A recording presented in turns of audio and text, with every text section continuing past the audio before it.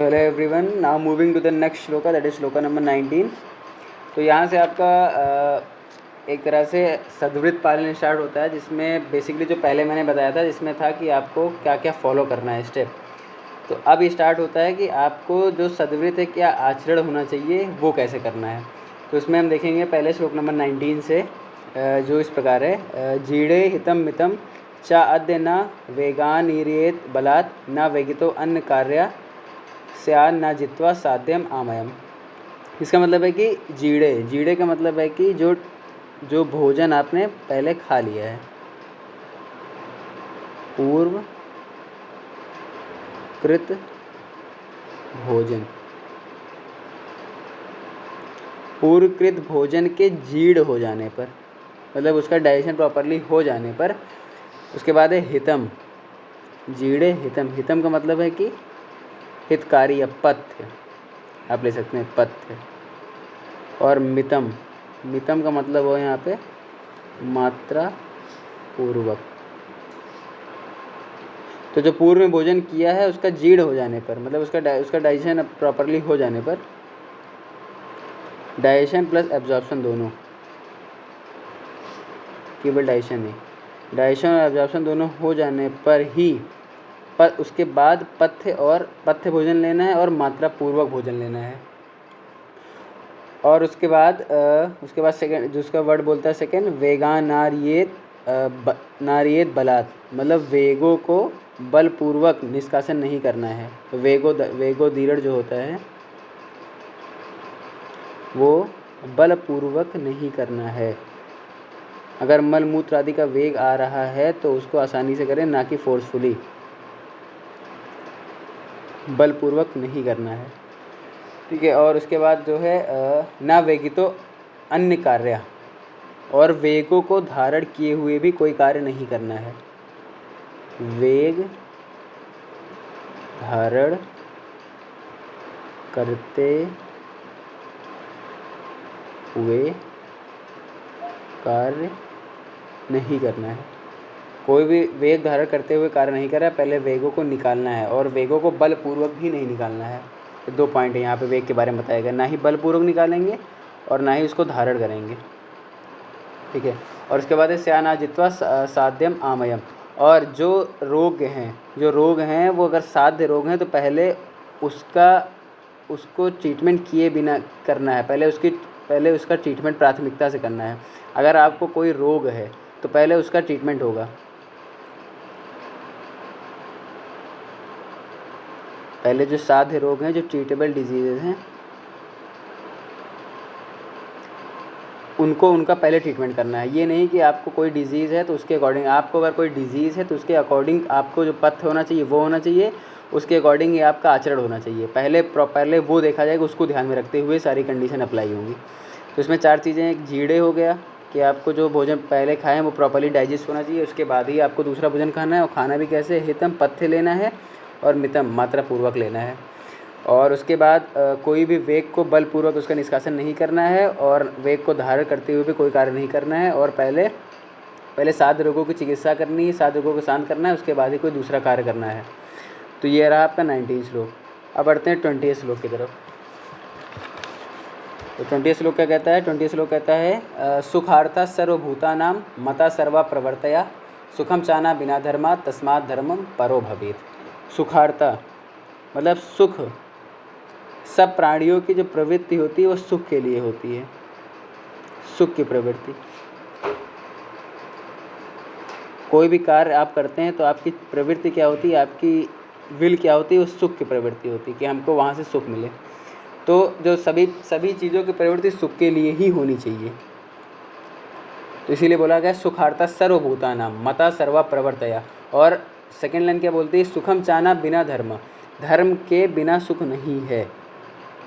सुखम चाना बिना धर्म, सुखम चाना बिना धर्म,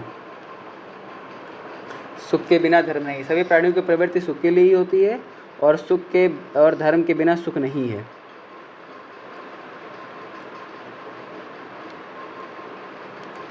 और उसके बाद क्या बोलता है, सुखम चाना बिना धर्मा तस्मात् धर्मम परो भवेत्। इसलिए मनुष्य धर्म परायण, उसके लिए धर्म सबसे ऊपर होना चाहिए। धर्म परायण, धर्म का जो बेसिक मीनिंग है वही यहाँ पे लेना है, दैट इज़ आपकी राइटियस ड्यूटी।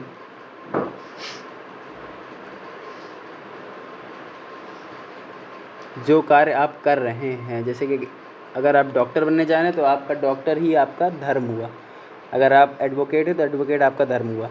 तो वही धर्म, उसके बिना सुख नहीं मिलता है, और सुख ही सभी प्राणियों की प्रवृत्ति होती है। इसीलिए बोला गया सुखार्थ सर्वभूतानां मता सर्व प्रवर्तया सुखम चाना बिना धर्मात् सुखम चाना बिना धर्मात् तस्मात् धर्मम परो भवेत्। उसके बाद तो देखेंगे 21 श्लोक। 21 श्लोक क्या बोलता है,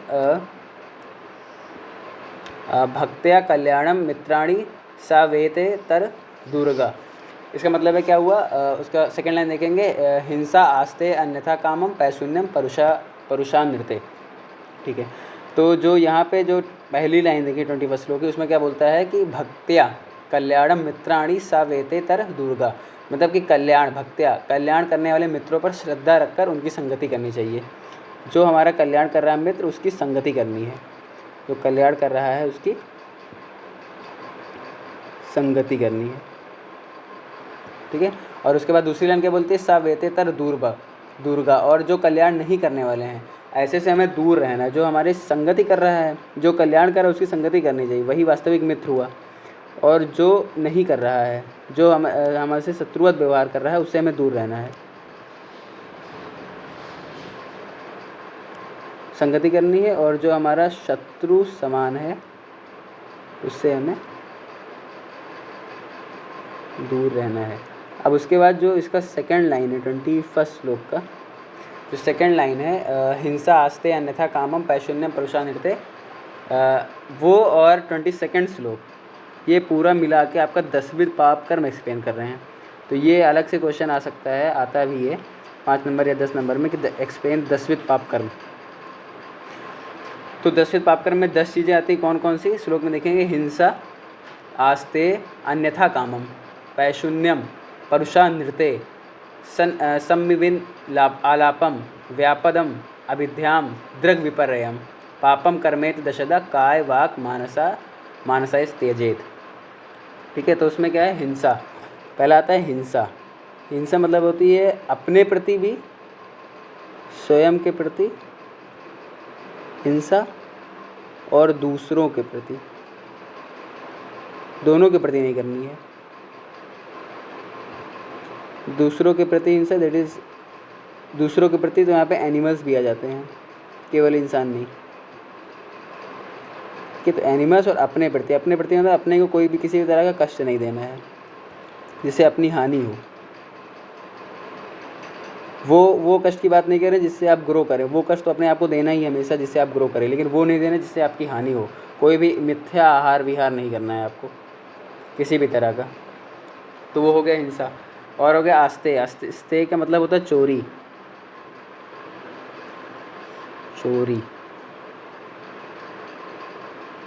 चोरी नहीं करनी है। तो हिंसा हो गया, आस्ते हो गया। और उसके बाद है अन्यथा कामम। अन्यथा कामम का मतलब होता है कि अयोनि में मैथुन। अयोनि में मैथुन कह सकते हैं, या फिर अयोनि मैथुन, या फिर अगम्य स्त्री गुरुजन आदि की पत्नी से मैथुन, ये एकदम वर्जित है। अन्यथा कामम, गुरुजन आदि की पत्नी से मैथुन, स्त्री मतलब गुरुजन स्त्री जो होगी, और अगम्य स्त्री और गुरुजन आदि की स्त्री के साथ मैथुन करना वर्जित है। और उसके बाद पैशून्य, ये तो आपके जो 3 स्टार्टिंग हो गए, हिंसा, आस्ते और अन्यथा कामम, ये कायिक हो गए। कायिक त्याज्य कर्म है, जो आपकी बॉडी से होते हैं, बॉडीली, तो इनका त्याग करना है। उसके बाद पैशून्य, उसका 4th आ गया पैशून्य। पैशून्य मतलब होता है चुगली, तो ये चुगली वाचिक कर्म में आ गया। किसी की भी चुगली हमें नहीं करनी है, पैशून्य। उसके बाद 4th आ गया परुषा नृत्य, परुष, तो ये परुष हो गया। परुष का मतलब है कठोर वचन, किसी के लिए हमें कठोर वचन नहीं बोलने हैं। तो ये हो गया आपका 3 ऊपर हो गया, ये 4था और ये 5वां। और फिर 6ठा आ गया अनृत। अनृत का मतलब है झूठ। झूठ नहीं बोलना है, झूठ बोलना। तो ये जो उसके बाद 3, हाँ ठीक है 3, और उसके बाद समभिन्न प्रलाप। समभिन्न प्रलाप मतलब असंबंध बोलना। प्रलाप का मतलब होता है बहुत ज़्यादा बोलना, और समभिन्न मतलब असंबंध, मतलब रिलेटिव टॉक नहीं, इररिलेटिव बात करेगा वो।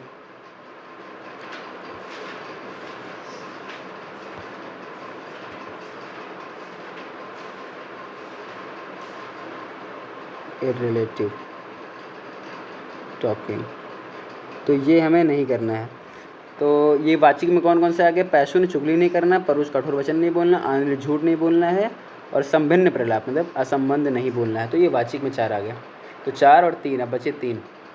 उसके बाद अब आया 3 मानसिक। व्यापद, दूसरों को हानि, दूसरों को किसी प्रकार की हानि पहुंचाने के बारे में हमें सोचना भी नहीं है। तो ये हमारे मानसिक आ गए, व्यापद। ठीक है, तो व्यापद हो गए, व्यापद बोलते हैं।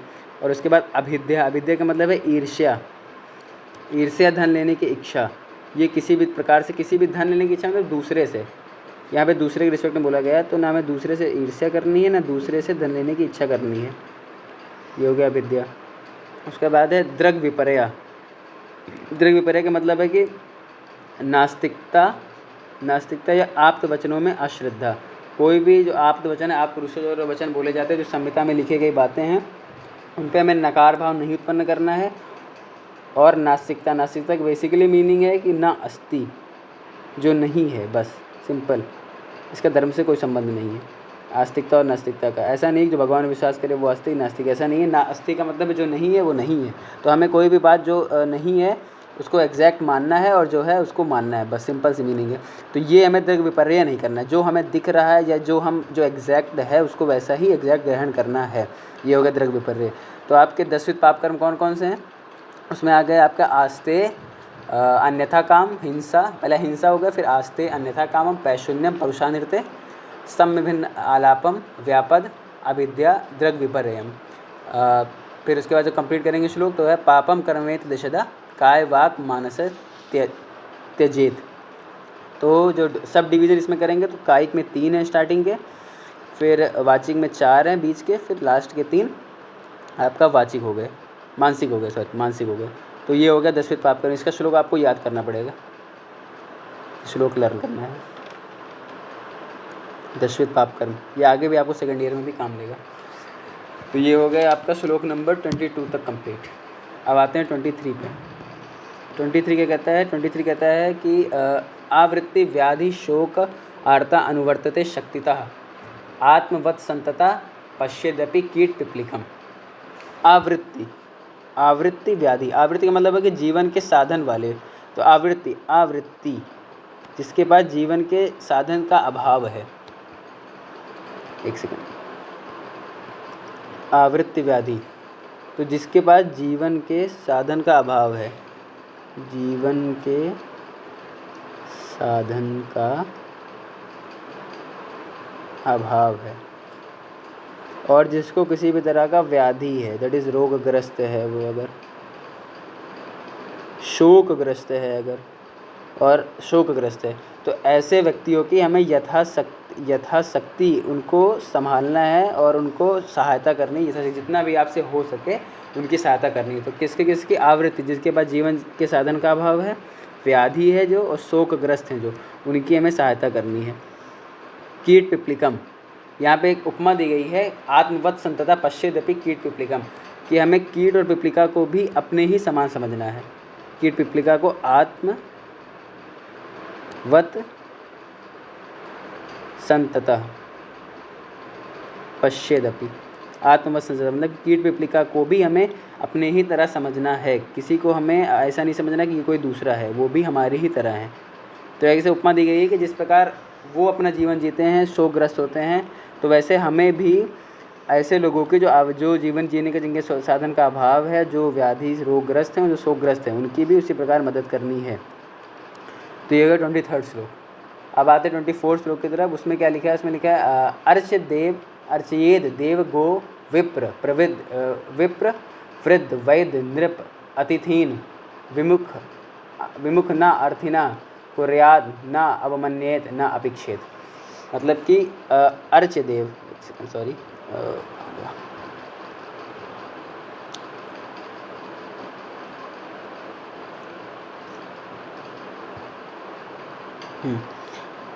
अर्च, अर्चन करना जी, पूजन किसका किसका करना वहाँ बताया गया। देखिए अर्चन का मतलब पूजन, पूजन का जो बेसिक मीनिंग है वो रिस्पेक्ट से ही है। इसका मतलब कोई आरती वगैरह से नहीं, रिस्पेक्ट, हमें वो रिस्पेक्ट उनको प्रोवाइड करनी है। किसको? किसको? अर्च, देव, देवता को। अर्च, देव, गो, गो दैट इज गाय। विप्र दैट इज ब्राह्मण,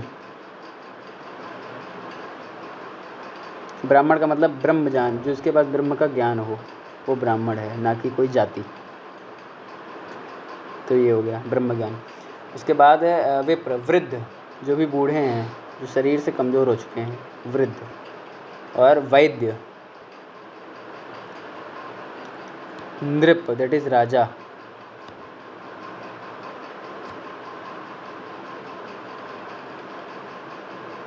और उसके बाद क्या है? अतिथीन,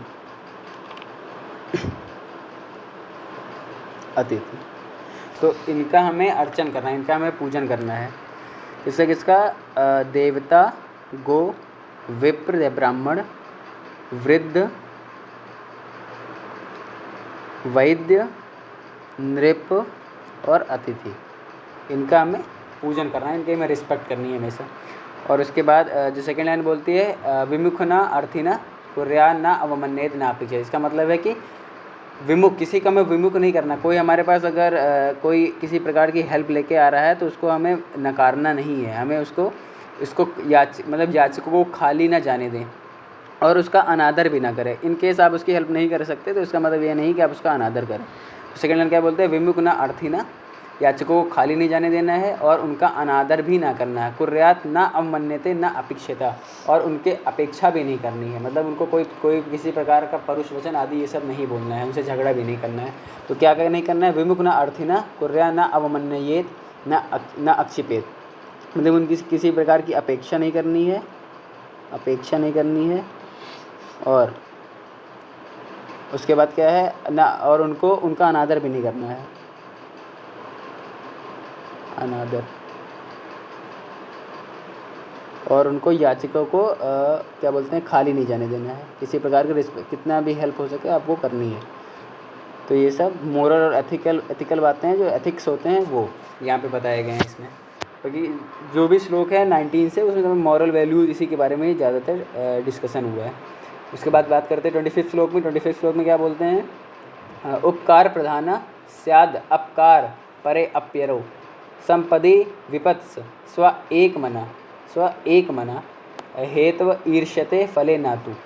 उपकार प्रधान मतलब कि हमें सदैव उपकार प्रधान ही रहना है। कोई हमारा अपकार भी करे, कोई हमारा तिरस्कार भी करे, फिर भी हमें उपकार प्रधान ही रहना है। पहला वर्ड क्या है? उपकार प्रधाना स्याद अपकार परे अप्यरो, मतलब कि हमें अपकार प्रधान ही रहना, कोई हमारी हानि करने वाला, शत्रु के प्रति भी हमें प्रमुख रूप से उपकार करने वाला ही होना है। तो हमें सदा उपकार करने वाला ही होना है, उपकार प्रधान का मतलब ही है उपकार प्रधान होना है, इन केस ऑफ शत्रु भी।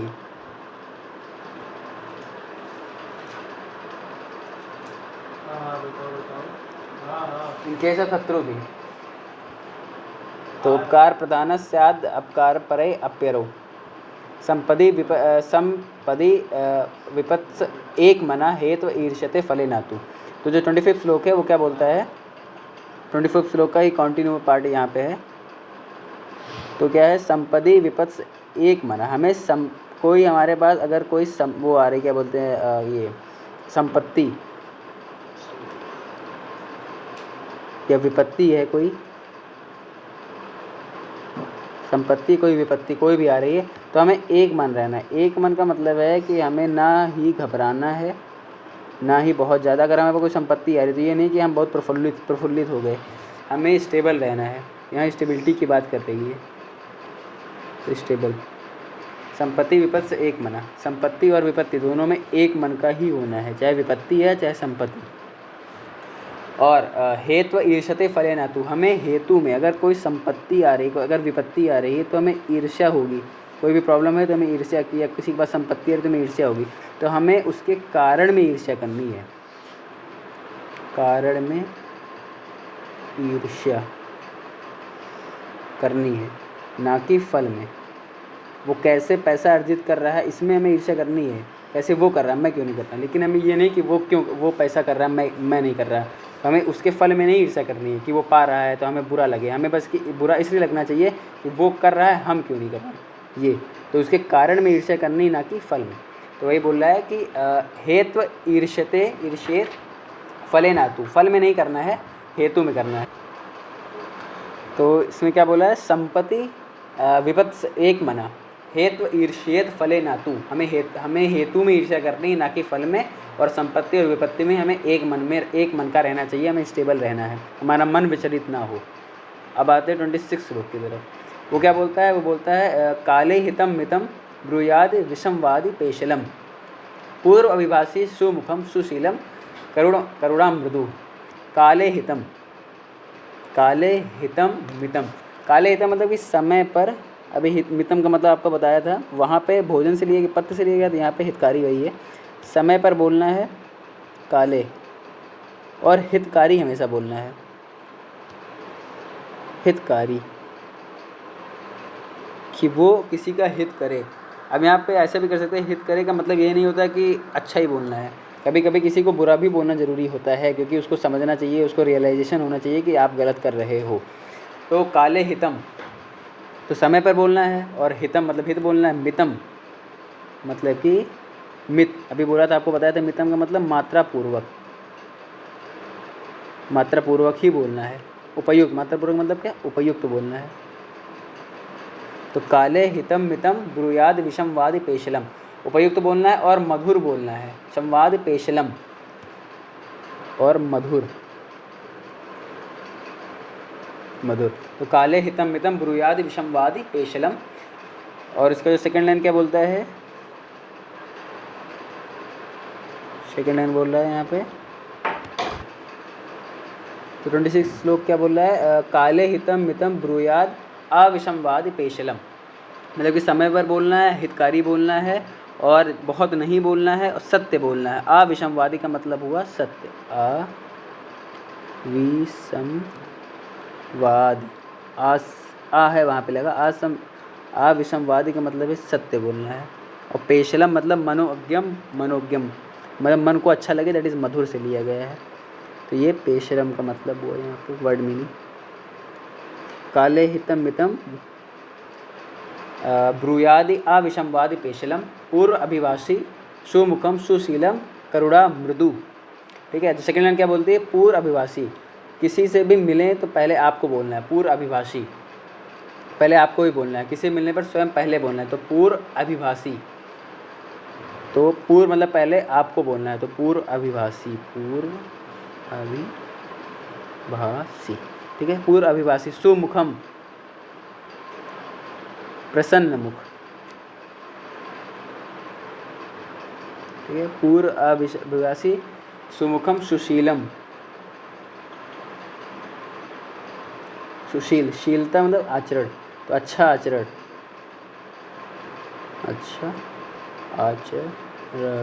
का होना चाहिए। ठीक है, और करुणा मृदु, करुणा होना चाहिए, दयालु, करुणा और मृदु स्वभाव। ठीक है, करुणावत, जिस प्रकार जैसे कि इसके रिलेट करते हैं, जिस प्रकार माता अपने बच्चे के प्रति करुणा का भाव रखती है, उसी प्रकार।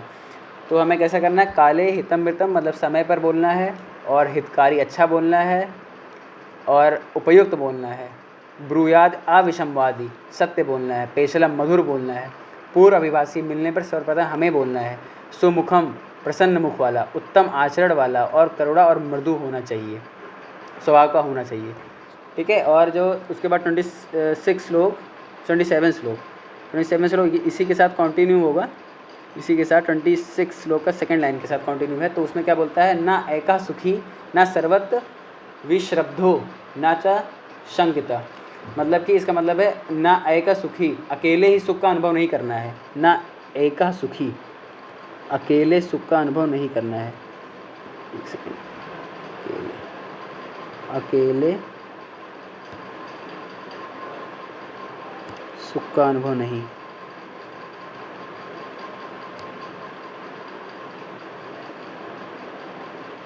अकेले सुख का अनुभव नहीं करना है।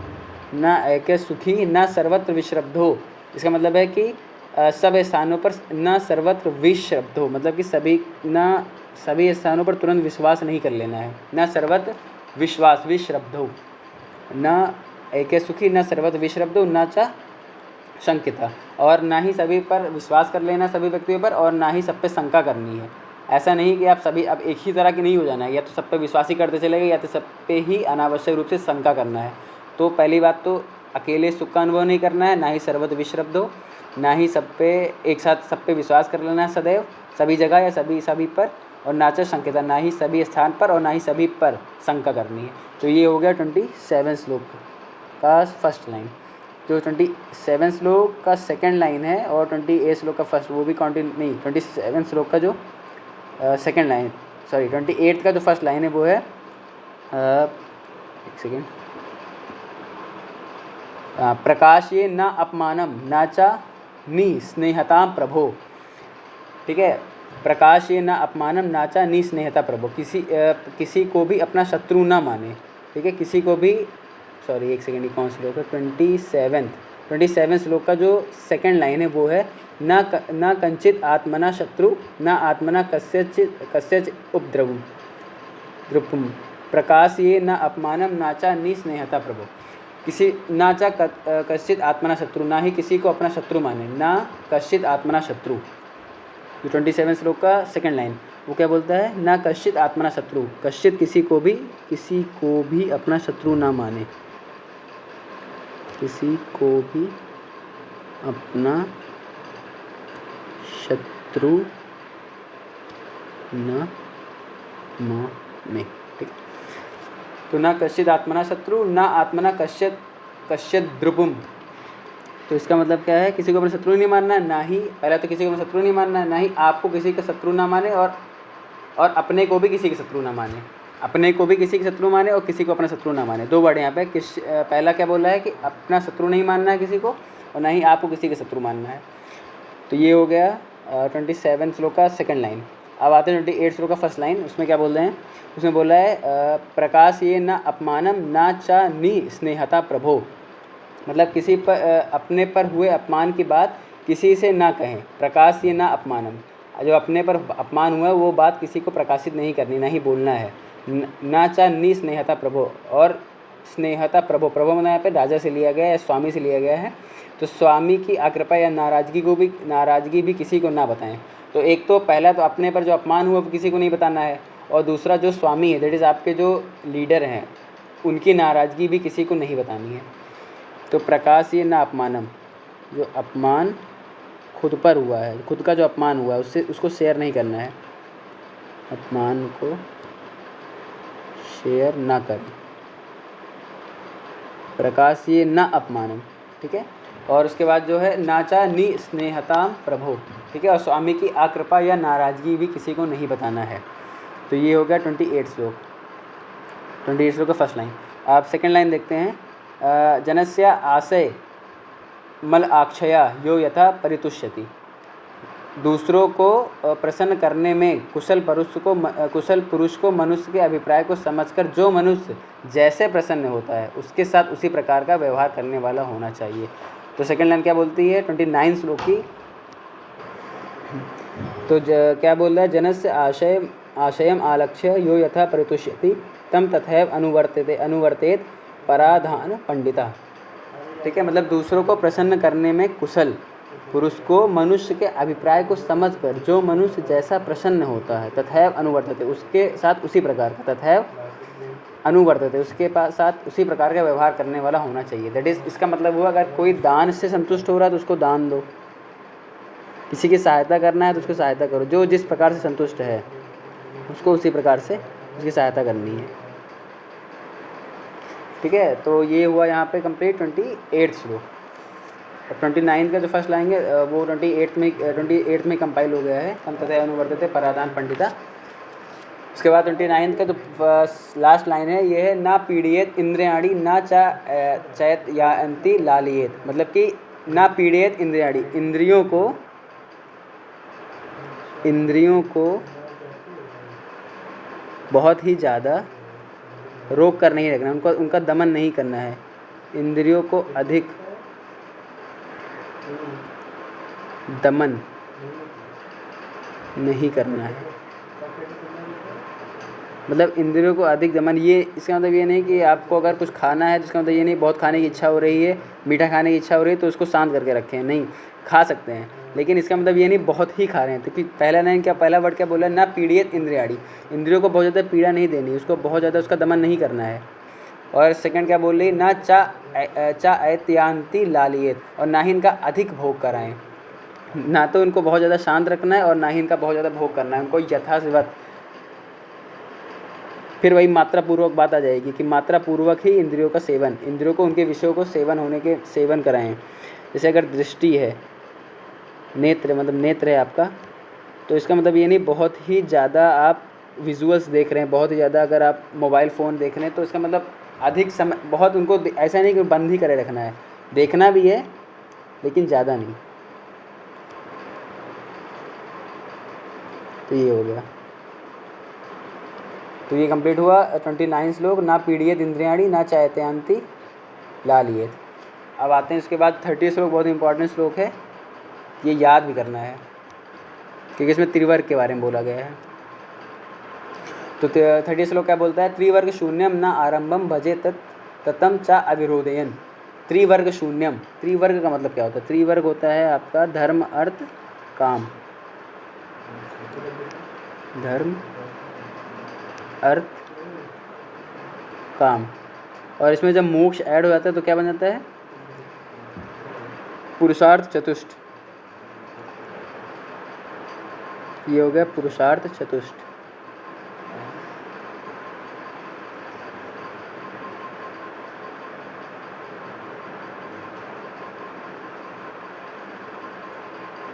पुरुषार्थ चतुष्ट। तो धर्म अर्थ काम, ये त्रिवर्ग। तो त्रिवर्ग शून्यम न आरंभम भजे जाते चा विरोधयन। त्रिवर्ग शून्य होते हुए हमें कोई भी कार्य नहीं करना है, हमें कोई भी कार्य करना है तो त्रिवर्ग को ही अपने ध्यान में रखते हुए, त्रिवर्ग को सेंटर में रखते हुए, धर्म अर्थ और काम को सेंटर में रखते हुए भी ही कोई कार्य आरंभ करना है, कोई भी उससे रहित काम नहीं करना है। त्रिवर्ग शून्यम न आरंभम भजेत च अविरोधयन, और परस्पर अविरोधी रूप से करें, मतलब कि ऐसा काम करना है जिससे हमारे, ऐसा नहीं कोई काम करना चाहिए कि कोई एक काम करने से हमारा धर्म अनस्टेबल हो रहा है या अर्थ अनस्टेबल हो रहा है या काम अनस्टेबल हो रहा है। तो त्रिवर्ग शून्यम न आरंभम भजेत अविरोधयन, मतलब कि धर्म अर्थ काम इससे रहित कोई कार्य नहीं करना है, और धर्म अर्थ एवं काम का सेवन ऐसे करना है जिससे परस्पर अविरोधी ना हो, मतलब कि एक दूसरे को वो क्रॉस ना करें, ऐसा कार्य करना है। ये काम नहीं करना है कि ये काम करने से धर्म अनस्टेबल हो रहा है, किसी काम से अर्थ अनस्टेबल हो, किसी काम से काम अनस्टेबल हो रहा है। यहाँ धर्म का मतलब फिर से वही ड्यूटी होगी। अर्थ का मतलब क्या, अर्थ का मतलब हमेशा मनी नहीं होता है, अर्थ का मतलब होता है रिजल्ट, और काम का मतलब होता है कोई भी एक्शन। तो त्रिवर्ग शून्य रहते हुए कोई काम नहीं करना है, और कोई भी काम ऐसा नहीं करना है जिससे एक दूसरे के बीच परस्पर विरोध उत्पन्न हो। उसके बाद सेकंड लाइन क्या बोलते हैं, अनुयात प्रतिपदम सर्वधर्मेषु मध्यमाम, मतलब कि सभी धर्मों में मध्यम बुद्धि का अनुसरण करें, अर्थात किसी के प्रति आसक्ति ना रखें। मध्यम बुद्धि का क्या मतलब हुआ कि बहुत ही ज़्यादा इसमें आसक्त नहीं हो जाना है कि आप धर्म में ही पूरी तरह से आसक्त हो गए, अर्थ में ही पूरी तरह आसक्त हो गए, काम में ही पूरी तरह आसक्त हो गए। मध्यम बुद्धि रखना है, ना ही बहुत कम ना ही बहुत ज़्यादा। मध्यमा प्रतिपदम, मध्यम प्रतिपदम का मतलब होता है बुद्धि, प्रतिपदम, और मध्यमान, दैट इज़ ना अति और ना ही हीन।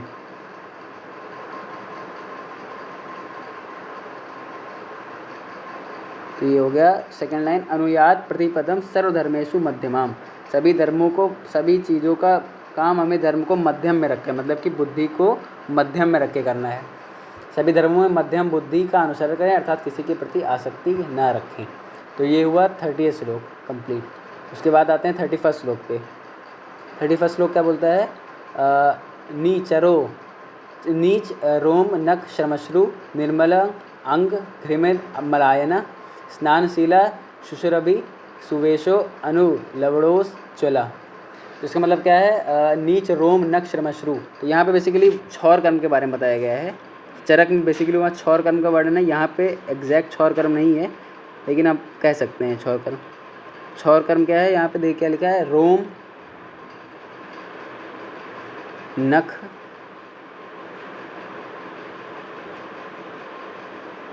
और रोम नख और क्या है, श्रमश्रु। श्रमश्रु मतलब होता है दाढ़ी और मूछ।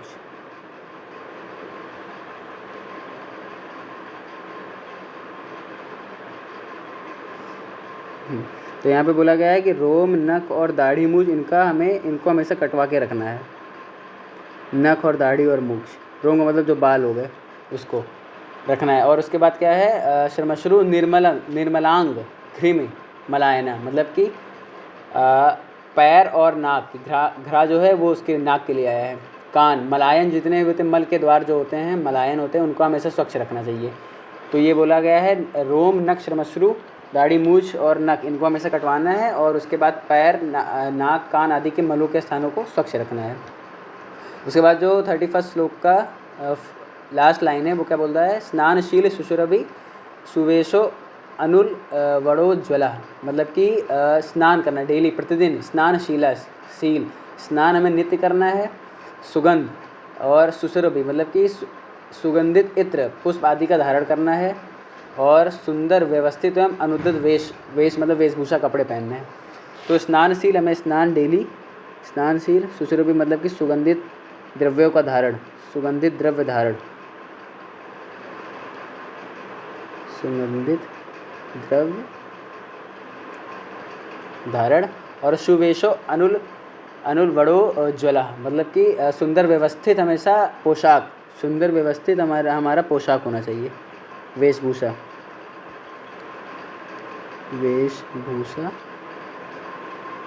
सुंदर।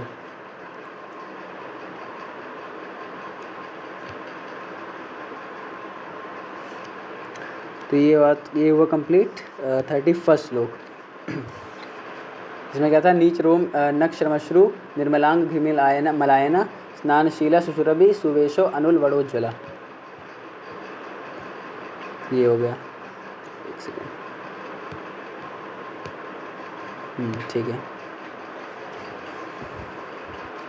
अब आते हैं 32 श्लोक, जिसमें है जिसमें बोला गया है कि हमें क्या क्या वो मंत्र धारण कर, वो सॉरी मंत्र कह रहे हैं, ये रत्न धारण करना।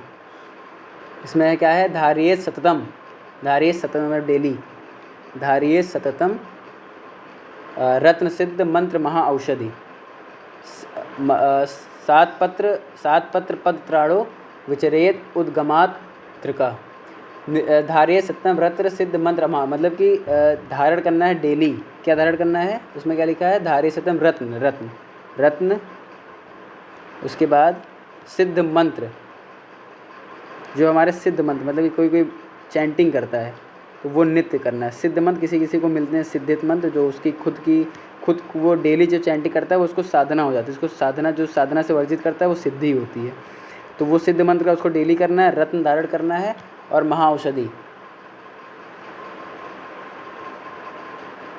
इसका धारण हमें डेली करना है। और जो सेकंड लाइन क्या बोलती है, 7 पत्र पद त्राणो मतलब कि छत्र धारण करना है। और उसके बाद पद त्राणो और जूता पद में, पैरों में, जिससे कोई भी हमें माइक्रोबियल इन्फेक्शन वगैरह ना हो, कोई भी हमें अभिघात ना हो किसी भी प्रकार का। तो ये हो गया 7 पद त्राणो विचेरेद उद्गम आत्रिका। और उसके बाद धारण करने वाला, और सामने हमें एटलीस्ट 4 हाथ की दूरी तक देख के चलना है, ठीक है। तो ये बोला है 7 पद त्राणो विचरेद उद्गमाद्रिका, मतलब कि छाता धारण करना है, जूता धारण करना है, और उसके बाद हमें विचार करके ही आगे बढ़ना है।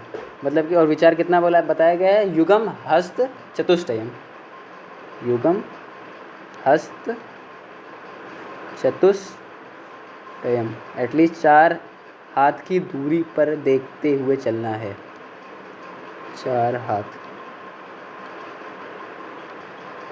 की दूरी पर।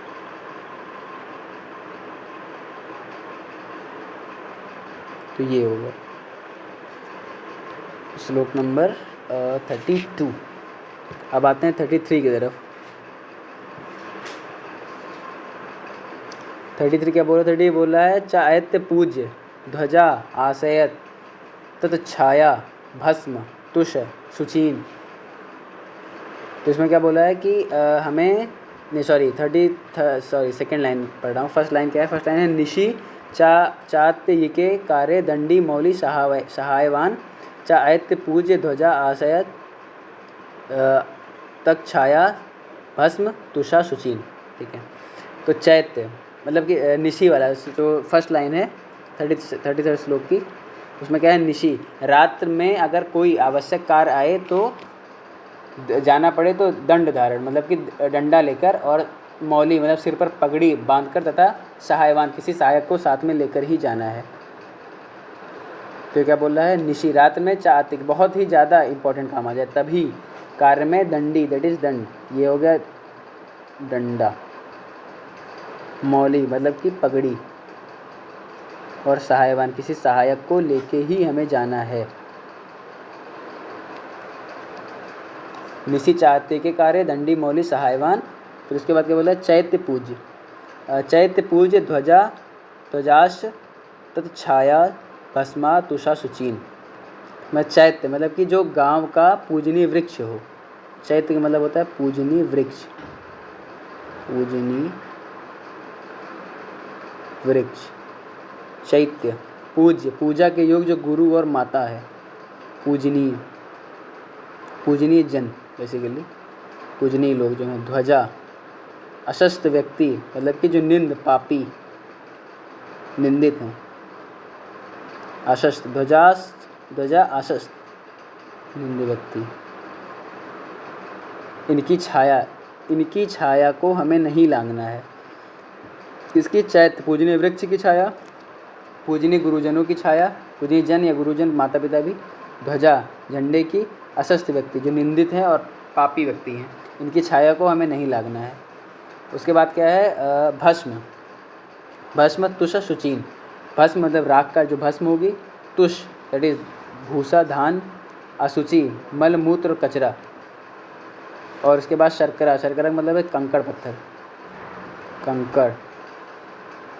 और उसके बाद है कंकड़ के बाद क्या है? शुचीन नाक्र, हाँ ठीक है, बलि भूमि, बलि वाली जो भूमि होती है, और स्नान भूमि, इनको भी नहीं लागना है। ठीक है, तो किसको नहीं लागना? चैत्य, पूजनीय वृक्ष को, पूज्य को, ध्वजा को, अशस्त व्यक्ति को, भस्म को, तुष को, अशुचि को मतलब कि जो मलमूत्र को, मल और मूत्र। तुष का मतलब होता है जो भूसा होता है, भूसी, उसको। भस्म या राख, इसको। शर्करा कंकड़, बलि वाली भूमि जहाँ बलि दिया जाता है, और स्नान भूमि, इस सबको नहीं रखना है। और इसमें ठीक है, इस सबको लांघना नहीं है। तो ये हो गया आपका श्लोक नंबर 33 एंड 34। 34 का जो लास्ट लाइन है वो क्या बोलता है? हाँ, नदी तरेन न बाहुभ्याम न अग्रि स्कंदम विभ्रजेत। मतलब कि इसका मतलब क्या है कि एक सेकेंड, इसका मतलब क्या है? नदी तरेन न बाहुभ्याम न अग्रि स्कंदम अभिवजेत। मतलब कि पहले तो जो सेकेंड वर्ड है ना अग्रि स्कंदम, ये अपने स्कंद, अपने कंधों पर, एक सेकेंड सॉरी,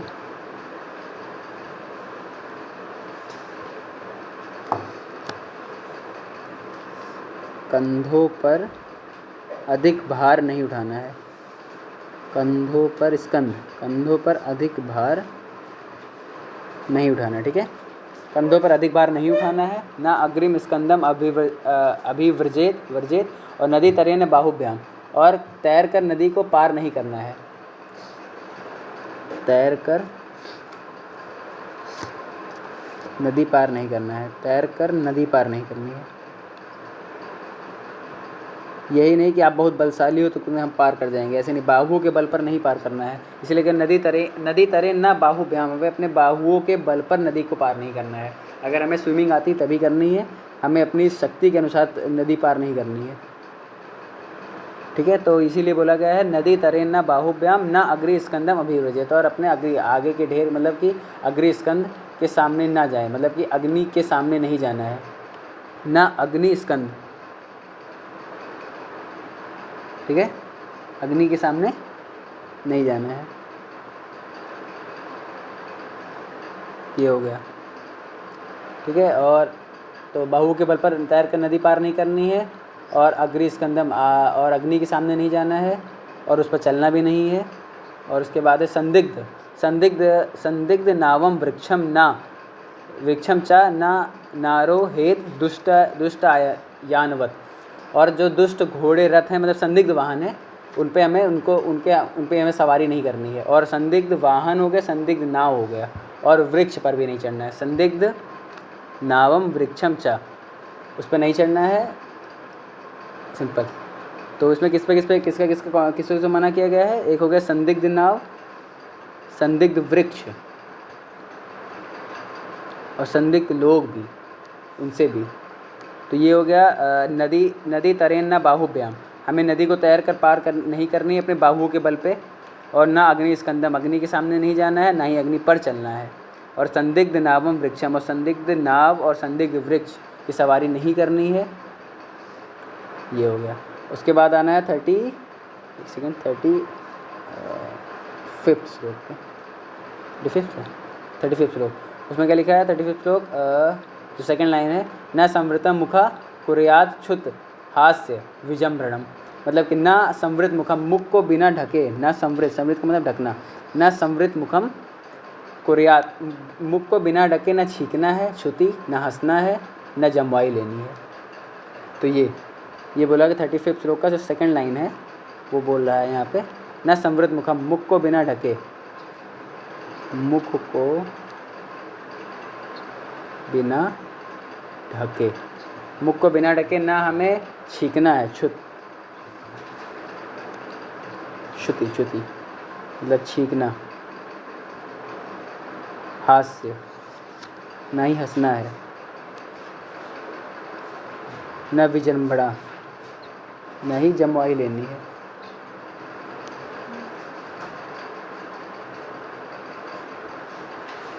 न संवृत मुखा कुर्यात क्षुति हास्य विजम्बड़म, मुख को बिना ढके, न छींकना, न हंसी लेनी, न जमवाई लेनी है। अब आते हैं 36 श्लोक पे। 36 श्लोक क्या बोलता है? नासिकाम न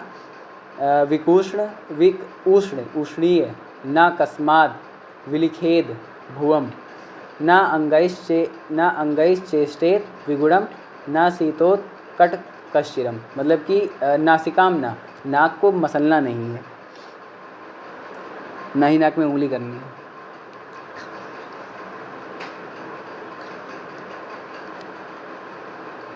नाक को ना मसलना है, ना ही उंगली। अकस्मात, बिना कारणवत नाक को मसलना नहीं है, ना ही बिना कारणवत जमीन को खोदना है। न विकुष्णियान, जमीन को, ठीक है।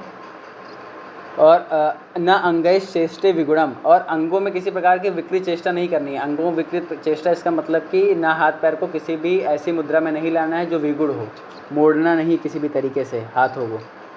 तो ये बोला है ना अंगैश चेष्टेत विगुड़ा, किसी भी विगुण गलत तरीके से अंगों को मोड़ना नहीं है।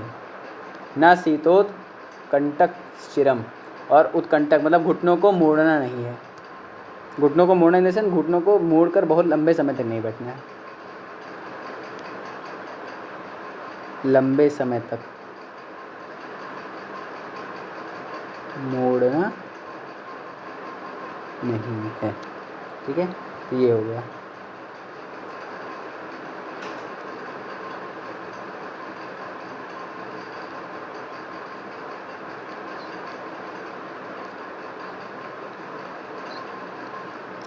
ठीक है, तो ये हो गया नासिकाम न विकुष्णियान, न कस्माद विलिखेत भुवम, न अंगैश चेष्टेत विगुणम, न शीतोत कटक शिरम, ठीक है। तो बैठना भी नहीं है, उत्कटक, न शीतो उत्कटक शिरम। तो नाक से नाक को न मसलना है, ना ही अकस्मात ज़मीन को खोदना है, ना ही अंगों से विकृत चेष्टा करनी है, उत्कटा, ना ही मत घुटनों को मोड़ कर बैठना है ज़्यादा देर तक। फिर उसके बाद आते हैं 37 श्लोक पर। ये भी 37 श्लोक इम्पॉर्टेंट है। इसमें क्या बोलता है, देह वाक चेतसाम चेष्टा प्राक श्रम आदि विनिर्वर्तयेत न ऊर्ध्व न ऊर्ध्व जानु शिरम तिष्ठेत न उक्तम सेवेत न ध्रुमम। मतलब कि देह वाक चेतसाम चेष्टा, मतलब कि शरीर में थकान उत्पन्न होने से पहले ही शरीर, वाणी और मन की चेष्टाओं से विरक्त हो जाएं। ऐसा नहीं है कि आप बहुत ज़्यादा एक्सरसाइज नहीं करनी है, इतना करना है कि ये थकावट ना उत्पन्न हो। देह, इतना भी कायिक कार्य नहीं करना है। वाक, इतना भी बोलना नहीं है, ना ही इतनी ज़्यादा चेष्टा करनी है। मन, चेष्टा मतलब मन, तो कायिक हो गया, वाचिक हो गया और मानसिक। ये कार्य उतने ही करने हैं जितने से आपको थकावट न लगे, उत्पन्न करने से ही पहले इनसे विरक्त हो जाएं। देह वाक चेष्टाम चेष्टा प्राकाश्रम आदि निवर्तयेत। तो दैहिक, कायिक हो गया, वाचिक और मानसिक, ये चेष्टाएं उतनी ही करनी है जितना आपको थकावट उत्पन्न ना हो। ठीक है। उसके बाद जो इसका सेकंड लाइन बोलता है 37 श्लोक का, न ऊर्ध्व जानु शिरम तिष्ठेत न उक्तम सेवेत न ध्रुमम। और घुटनों को ऊपर उठाकर देर तक नहीं बैठना है। न ऊर्ध्व जानु शिरम तिष्ठेत, तिष्ठम ऊपर उठा के देर तक नहीं बैठना है। न उक्तम सेवेत न ध्रुमम, और रात्रि में वृक्ष पर या वृक्ष के नीचे नहीं रहना है। नक्तम मतलब रात्रि होता है, तो ठीक है, रात्रि में वृक्ष पर या वृक्ष के नीचे नहीं रहना। तो क्या क्या नहीं करना है, देह वाक चेष्टाम चेष्टा, देह वाक और मन की चेष्टा उतनी ही करनी है जितने में आपको थकावट ना लगे, या थकावट से पहले ही आपको वो उससे विरक्त हो जाना है, वो कार्य नहीं करना है। और उसमें क्या बोलते सेकंड लाइन, ना ऊर्ध्व जानुशिरम, और घुटनों को मोड़ कर नहीं बैठना है, देर तक नहीं बैठना है। और ना उक्तम सेवेत ना ध्रुमम, और वृक्ष पर रात्रि को नहीं, वृक्ष के नीचे या वृक्ष पर नहीं रहना है रात्रि में। उसके बाद 38 श्लोक जो बोल रहा है, 38 श्लोक क्या बोल रहा है, तथा चत्वर चैत्य आंतश्च पुष्प नहीं आंतश्च तुष्प पथ सुरालयान सून आटीव शून्य ग्रह शमशनानि दिवा अपीना। मतलब क्या है, चत्वर मतलब वो चबूतरे पर, इस प्रकार चबूतरे पर चैत्य मतलब कि पूजा करे, जैसे चैत्य अभी पिछले भी श्लोक में आया था, तो चबूतरे पर और पूजा वृक्ष के समीप। चतुष्पथ मतलब जहाँ पे चार रास्ते मिलते हों। चत्वर चैत्यांत चतुष्पथ सुरालयान, और मंदिर, सुरालय का मतलब होता है मंदिर, तो चत्वर मतलब चबूतरे पर। चैत्यांत जहाँ पे पूजा घर हो, जहाँ पे पूजा हो। चतुष्पथ चौराहा, सुरालय दैट इज मंदिर। और उसके बाद सेकंड लाइन क्या बोलती है, एक है सूना का मतलब होता है वध स्थल, जहाँ पे वध होता है या बलि भी देते हैं, जहाँ पे मारा जाता है। सूना। अटवी का मतलब निर्जन देश, जहाँ पे लोग ही ना हो, निर्जन। और शून्य ग्रह। और इसके बाद है शमशान, यहाँ पर इनमें न रात्रि में, इनका दिन में सेवन कभी नहीं करना है, रात्रि में ही करना है। तो रात्रि में बहुत कम या फिर नहीं ही करना है। तो किन किन का, चत्वर चैत्यांत चतुष्पथ सुरालयान सून आठवी शून्य ग्रह और शमशान, इनका दिवा अपीना, दिन में तो कभी सेवन करना ही नहीं है। ठीक है, दिन में भी सेवन नहीं करना है। किसका चैत्य का, बेसिकली चबूतरे का, जहाँ पे लोग एकत्रित होते हैं वहाँ पर, पूज्य वृक्ष के समीप, चतुष्पथ चौराहे का, मंदिर, वधस्थल, अटवी जगह निर्जन देश, और शून्य ग्रह और शमशान, इनका दिन में भी सेवन ना करें और रात्रि में तो करना ही नहीं है। ठीक है। अब आते हैं उसके बाद 38 श्लोक हो गया, 39 पे। 39 क्या बोला, 39 बोला सर्वथे छेद न आदित्यम न भारम शीर्षा वहेत न क्षेत्र प्रतम सूक्ष्मम दीप्ता मेद्या प्रियाड़ी चा। मतलब कि न सर्वथे छेद न आदित्यम, सूर्य को लगातार आँखों से देखना नहीं है, लगातार निरंतर सूर्य का सेवन नहीं करना है आँखों से, निरंतर सूर्य को ना देखें। सर्वथे छेद, सर्वथे अक्षेत, न आदित्यम, नहीं देखना है। और ना भारम शीर्षा वहन, और भार को सिर पर नहीं उठाना है, सिर पर भार नहीं उठाना है, मतलब अधिक भार नहीं उठाना है, जितना आप बियर कर सको, सिर पर अधिक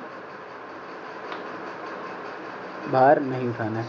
तो सर्वथे क्षेत्र ना आदित्यम ना भारम शीर्षा वहेत ना क्षेत्र प्रथम सूक्ष्म दीप्ता मेध्या प्रियाणिचा, और बहुत सूक्ष्म ना क्षेत्र प्रथम सूक्ष्म, बहुत सूक्ष्म या चमकदार चीज़ को या अपवित्र चीज़ को या अप्रिय चीज़ को निरंतर नहीं देखना है। क्या बोला सेकंड लाइन, ना अक्षेत्र प्रथम सूक्ष्म, बहुत छोटी चीज़ को, बहुत चमकदार चीज़ को, बहुत अपवित्र चीज़ को, मेधा मतलब कि बहुत प्रिय और अप्रिय, मेध्य अमेध्य अप्रिय चीज़ को लगातार टकटकी लगाए नहीं देखना है। तो किसको, सूर्य की रोशनी में बजे के लिए सूर्य को लगातार नहीं देखना है, ना ही सिर पर अधिक भार बियर करना है, और न ही बहुत छोटी चीज़ या चमकदार चीज़ या अप्रिय चीज़ या अपवित्र चीज़ को देखना है, ये सब चीज़ें नहीं देखना है। तो ये हो गए 39 श्लोक। अब 40 श्लोक देखते हैं। 40 श्लोक में क्या है, मद विक्रय संधान, संधान दान आदानी संधान आदि नानी ना चरेत, मद्य को मद्य विक्रय, मद्य को बेचना नहीं है, ठीक है, मद्य का विक्रय नहीं करना है, मद्य का संधान, मद्य को बनाना भी नहीं है। ये नॉर्मल पेपर के लिए बताया जाता है, अब आगे चल के तो संधान कल्पना ही पढ़ेंगे जिसमें बनाना ही है, तो वो नहीं करना है। मद्य का विक्रय नहीं करना है, मद्य का संधान नहीं करना है, और मद्य का दान, संधान दान दोनों नहीं करना है, संधान भी नहीं करना है और दान भी नहीं करना है, और ना ही लेना है। मतलब मद्य का ना लेन देन करना है, ना विक्रय करना है, ना प्रिपेयर करना है। क्या क्या नहीं करना है, ना प्रिपेयर करना है,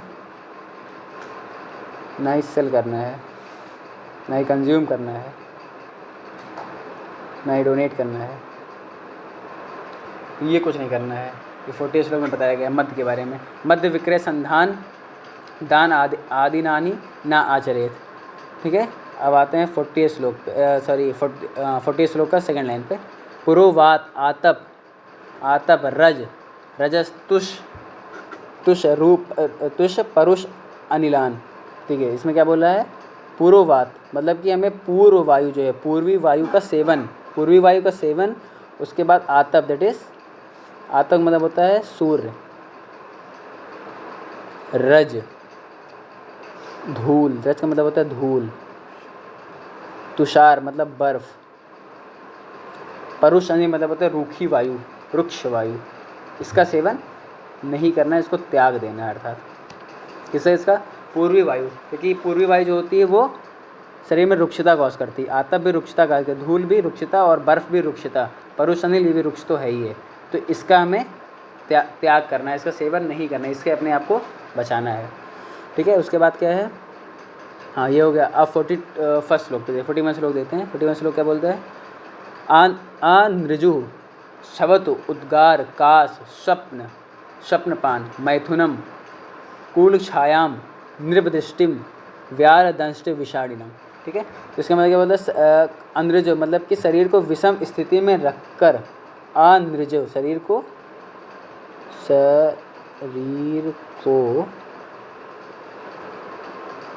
विषम स्थिति में रख कर, क्या है, छवथु मतलब छींक, उद्गार, उद्गार को डकार से लेते हैं, काश स्वप्न, दैट इज स्वप्न मतलब यहाँ पे नींद लिया गया है, मैथुन पान, स्वप्न स्वप्न है, फिर पान है, फिर मैथुन है, पान मतलब इस भोजन, ये नहीं करना है। शरीर को विषम स्थिति में रखकर न छींकना है, न उद्गार लेना है, न ही काश, न ही नींद, न ही भोजन और न ही मैथुन, इसको इसका त्याग करना है। ये शरीर की विषम स्थिति में नहीं होना चाहिए। उसके बाद सेकंड लाइन क्या है, कूल छायाम नृपदिष्टम व्यालदंष्ट विषाणिनम, ठीक है। कूल छाया मतलब कि नदी के किनारे के वृक्ष की छाया का आश्रय नहीं लेना है, कूल छायाम।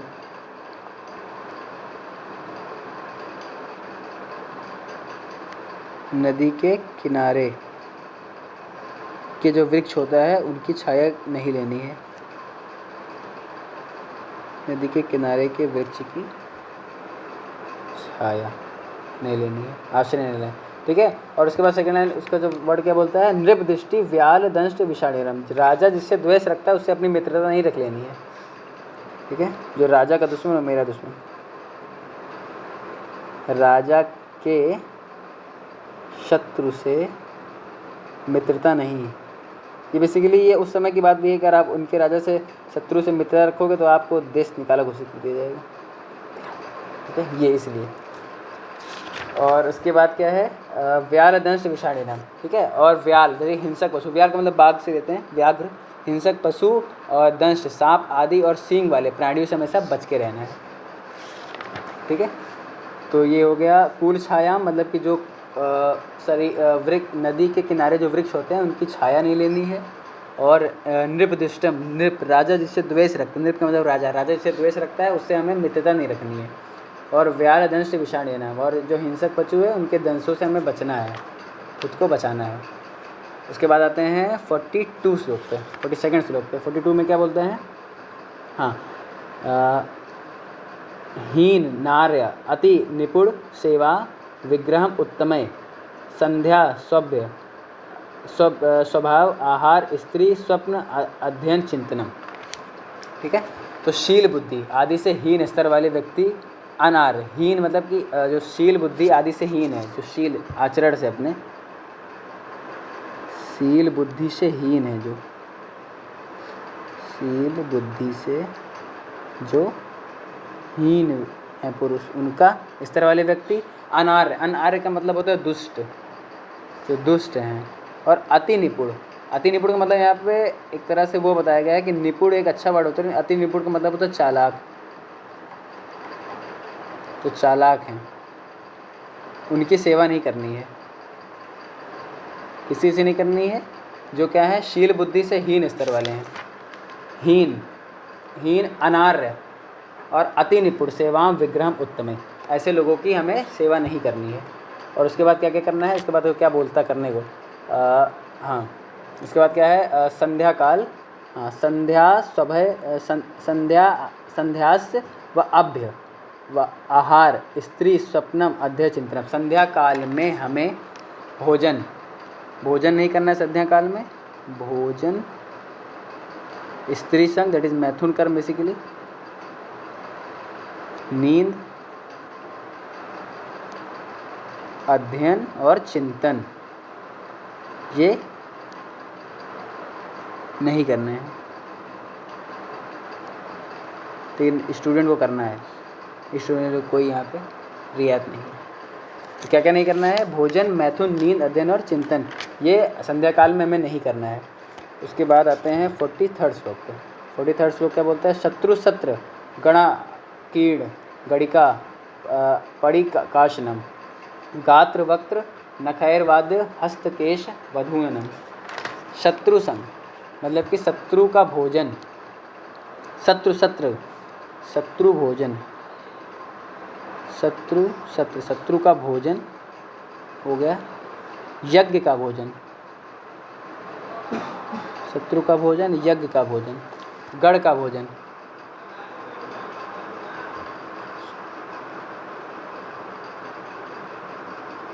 वेश्या का भोजन,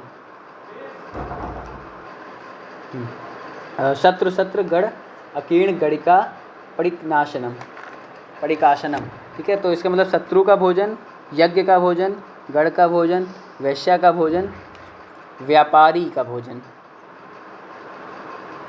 व्यापारी का भोजन नहीं करना चाहिए, ठीक है। तो शत्रु का भोजन हो गया, शत्र यज्ञ हो गया, गढ़ का भोजन, कीर्ण अकीर्ण वेश्या का भोजन और व्यापारी का भोजन हमें नहीं करना है। और फिर इसके बाद सेकंड लाइन क्या बोलती है, गात्र वक्त्र नखैर्वाद्यम हस्तकेश वधूनम, ठीक है। शरीर के विभिन्न अंगों को, गात्र मुख को और नख को वाग यंत्र की तरह काम में लेना चाहिए। ये नहीं कि हम बहुत ही ज़्यादा ऐसे अपने, कुछ लोग अपना नाखून बजाते रहते हैं, ऐसे नाखून को आपस में रब करते हैं, वो काम नहीं करना है। और मुख नख को वाग यंत्र की तरह नहीं, बहुत ज़्यादा आवाज़ नहीं करनी है, बेसिकली यही बोला गया है। शरीर से विभिन्न तरह की आवाज़ें नहीं निकालनी है। तो शरीर से, मुख से और नाखूनों से, नख, एक सेकंड, शरीर से, मुख से और नख से आवाज़ नहीं निकालनी, ठीक है। ये हो गया। तो ये हो गया 43rd श्लोक। 43rd श्लोक में बेसिकली क्या ही बताएगा कि शत्रु के साथ भोजन, यज्ञ का भोजन और गढ़ का भोजन, वैश्य का भोजन और व्यापारी का भोजन, इनके साथ भोजन नहीं करना है, या इनका भोजन नहीं करना है। और गात्र और शरीर से और मुख से और उसके बाद नाखून से विभिन्न प्रकार के, उनको वाद्य यंत्र की तरह, वाद्य मतलब कि जिससे बजाया जाता है, उसकी तरह आवाज़ नहीं निकालनी है, ठीक है। और उसके बाद क्या है, हाँ, उसके बाद जो वर्ड, सेकंड वर्ड इसमें हस्तकेश वधूनम। हस्तकेश मतलब हाथ और बाल, हाथ और बालों को हिलाना नहीं चाहिए। हाथ या बालों को हिलाना मतलब हाथ से बार बार बालों को संवारना नहीं चाहिए, ठीक है। हाथ से बाल संवारना नहीं है, ठीक है। ये हो गया हस्त नख केश, हस्तकेश केश अवधून्नम, ठीक है। और उसके बाद आते हैं 44 श्लोक पे।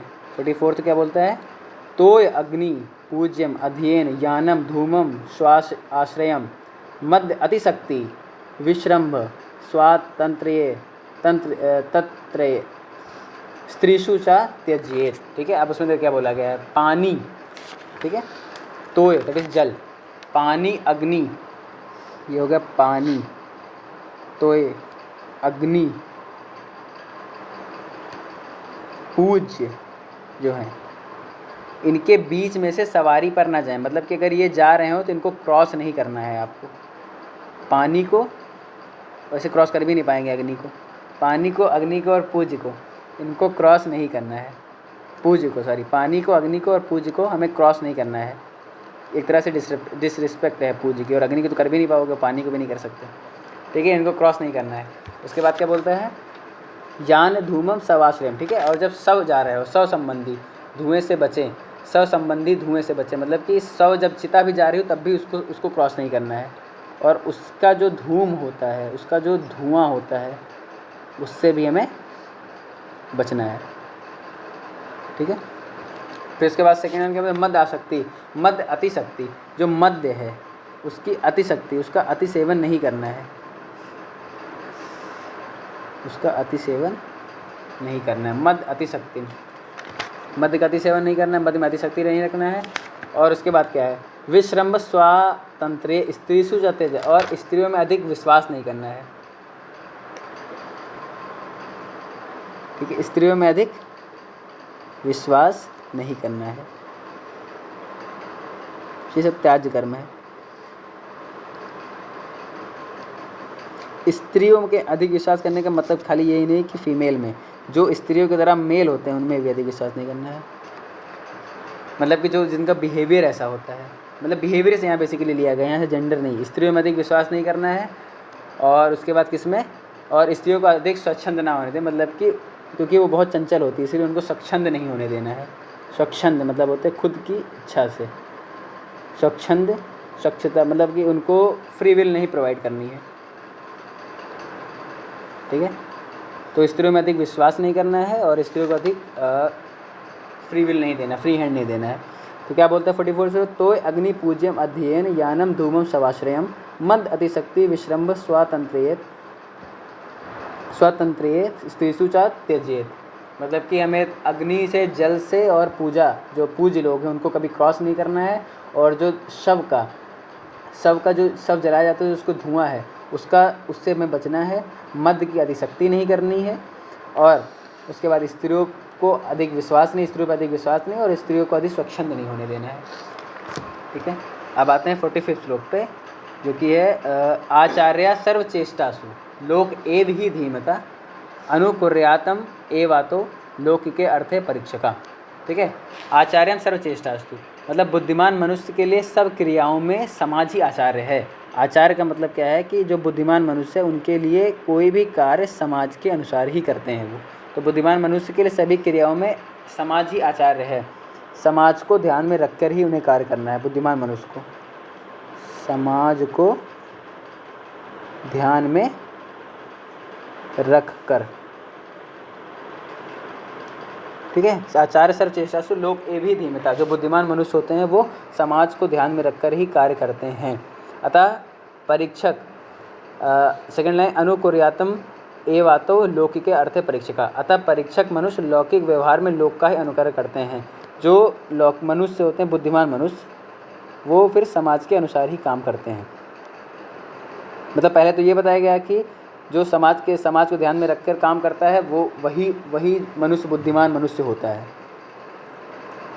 बुद्धिमान उसे कहते हैं जो समाज के अनुसार कार्य करता है, समाज को ध्यान में रखकर, समाज के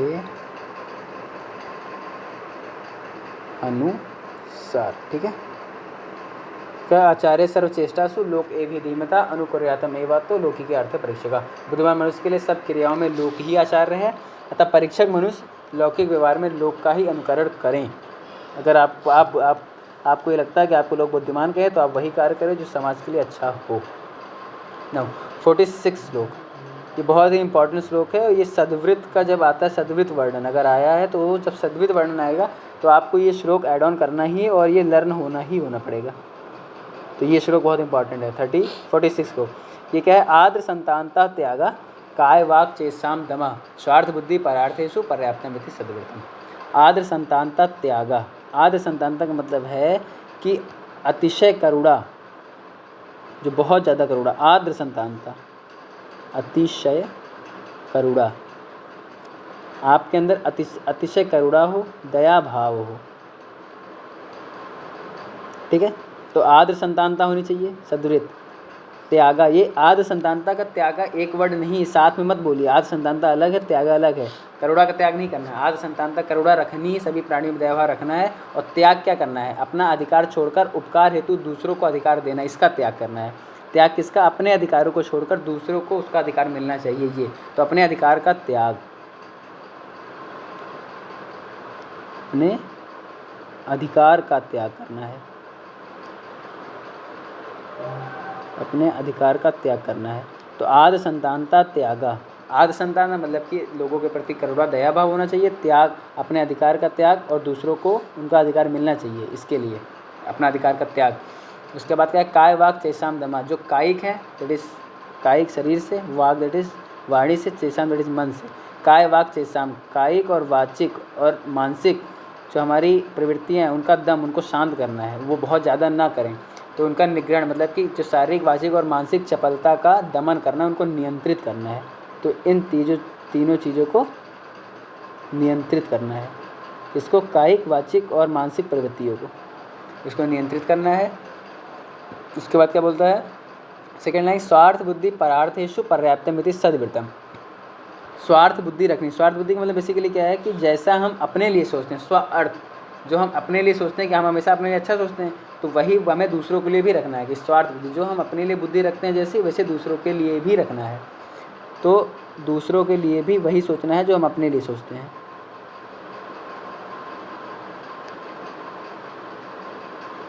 दूसरों के लिए जो सेम थिंकिंग होनी चाहिए हमारी, जो हम अपने लिए सोचते हैं। ठीक है। पर्याप्तमिति सद्वृत्तम, ये सद्वृत्त के पर्याय बताए गए हैं, ये सद्वृत्त के बारे में बताया गया है। तो क्या होना चाहिए, आद्र संतानता मतलब अतिशय करुणा, दया भाव, त्यागा, त्याग किसका, अपने अधिकारों का त्याग करके जिसे वो अधिकार दूसरों को मिल सके। काय वाक चेष्टाम, इनको नियंत्रित, शरीर को, मन को और वाणी को, इनको नियंत्रित करना है। स्वार्थ बुद्धि, जो हम स्वार्थ अपने लिए जो बुद्धि रखते हैं वही दूसरों के लिए भी रखनी है कि दूसरों के हित हो सके।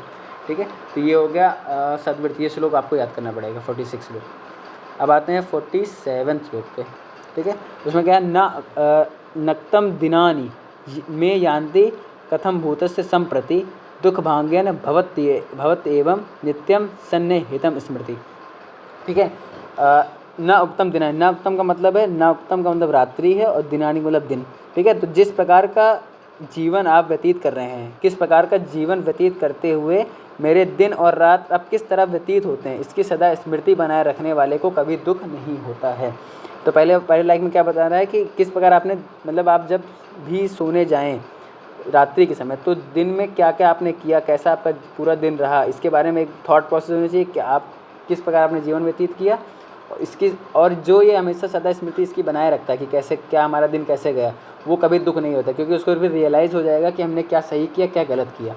तो अगर आप एक बार फीडबैक लेंगे अपना पूरा ओवरऑल, उठने से लेकर सोने तक, उठने से लेकर सोने से पहले तक, सोने से पहले, ठीक है। तो ना उक्तम दिनानि मे यान्ति कथम भूतस्य सम्प्रति, मतलब आपको अच्छे से ऑब्जर्व करना है कि आप सुबह उठे, आपने क्या किया, फिर आपने क्या किया, आपने कहाँ समय आपका कैसे कैसे आपने यूटिलाइज़ किया, कहाँ वेस्ट किया। अगर ये आपकी स्मृति है, मेमोरी आप बनाए रखते हैं डेली, तो आप कभी दुखी नहीं होते हैं। मतलब आपको फिर रियलाइज़ होने लगेगा कि हमने क्या सही किया क्या गलत किया, तो आपको दुख नहीं मिलेगा। तो नाक्तम दिनानि मे यान्ति कथम भूतस्य सम्प्रति दुखम भाग्यन भवत एवं नित्यम सनम स्मृति। तो जो ऐसी स्मृति रखता है उसको कभी दुख नहीं होता है, ठीक है। अब उसके बाद ये लास्ट श्लोक है 48 श्लोक, इसमें क्या बताया, इत्याचारा समासेन यम प्राप्नोति समाचरन आयुर आरोग्यम ऐश्वर्यम यशो लोकांश शाश्वतम। अब अगर ये चैप्टर पढ़ लिया, उसके बाद पूरा MC अगर फाइनल में या 5 नंबर क्वेश्चन या 10 नंबर क्वेश्चन में आता है कि दिनचर्या का वर्णन करते हुए दिनचर्या का लाभ बताइए, तो दिनचर्या का लाभ में आपको ये श्लोक ऐड करना पड़ेगा और ये श्लोक लर्न करना है। इत्याचारम समासेन यम प्राप्नोति समाचरन आयुर आरोग्यम ऐश्वर्यम यशो लोकांश शाश्वतान। इत्याचार, जो ये आचार यहाँ पे बताए गए हैं उनका अगर कोई समासेन पालन करता है तो उसको क्या प्राप्त होता है, आयु आरोग्य और ऐश्वर्य प्राप्त होता है, ऐसा बताया गया है, क्योंकि ये शाश्वत है। तो इस प्रकार ये चैप्टर आपका एंड होता है। तो इस चैप्टर में बाकी जो इम्पोर्टेंट श्लोक है उसका लिस्ट में प्रोवाइड कर दूंगा टेलीग्राम चैनल पे। तब तक के लिए धन्यवाद।